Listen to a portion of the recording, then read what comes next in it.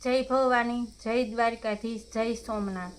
તો આજે હું પાછી ફરી એક આપણી કોઈ પણ ઉલઝન લઈ ટેરો દ્વારા હું મારી કોશિશ કરા કે આપણે આમાંથી માર્ગદર્શક મળે।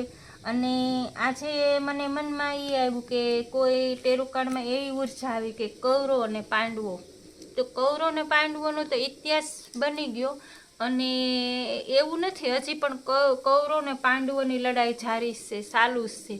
હજી કલયુગ આવ્યો પણ કલયુગમાં 80% કૌરવ છે ને 20% સત્યા માણસો છે, એટલે 20% સત્યા માણસો પાંડવો રૂપ ઊભા છે।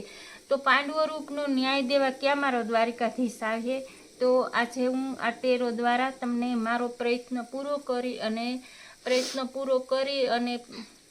તમને એક સારી ઉર્જા દેવાની કોશિશ કરા। અને હું દ્વારકાધીશને કહું કે તમારી બધી તમન્ના પૂરી કરે અને ભગવાન દ્વારકાધીશ દ્વારા હું એક આજે ફરીથી તમારા દ્વારા એક ટેરો કાર્ડ કાઢી।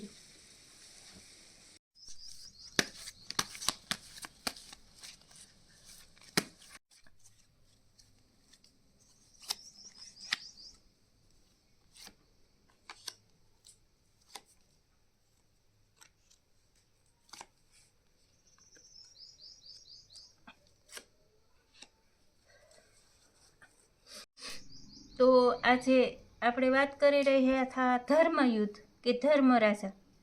તો આ કાળમાં એક ધર્મરાજાની જેમ જ એક રાજા બેઠા છે કે માનો કે ધર્મરાજા ન્યાય દેવા જ બેઠા છે। ધર્મરાજાએ છેઠથી છેઠ સુધી ધર્મનો ન્યાય અને પોતાના બધા પરિવારને કીધું હતું કે ખોટું નહીં બોલવાનું, બસ એને ખબર હતી કે ભગવાન કૃષ્ણ અમારી આ રહેશે। તો આ કાળ એ દર્શાવે મિત્રો। અને હા, પાંડવોને પણ આ રીતની એક સમય એવો હતો કે આ રીતની એની પોઝિશન આવી રીતના એ ઝક્કડમાં બંધનમાં આવી ગયા હતા, પણ દ્વારકાધીશ આરે હતો એટલે એ નીકળી ગયા હતા। એટલે આ કાળ એવી રીતનું દર્શાવે। અને આ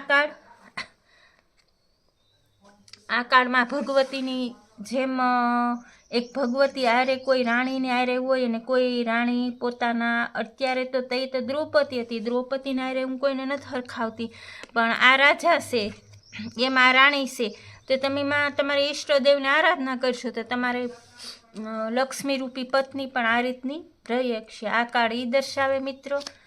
અને આ અર્જુનની તરહ દર્શાવે કે ભગવાને કીધું હતું ને કે કર્મ કર ફળની ચિંતા મત કર, તો અહીંયા કર્મ કર્યું તો આમાં ફળ દર્શાવે।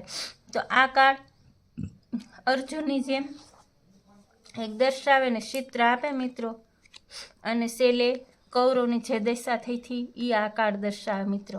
તો મારે આજનું તમને ટેરો કેવું લાગ્યું તો તમે મને ચોક્કસથી જણાવજો મિત્રો। જય માતાજી, જય દ્વારકાધીશ।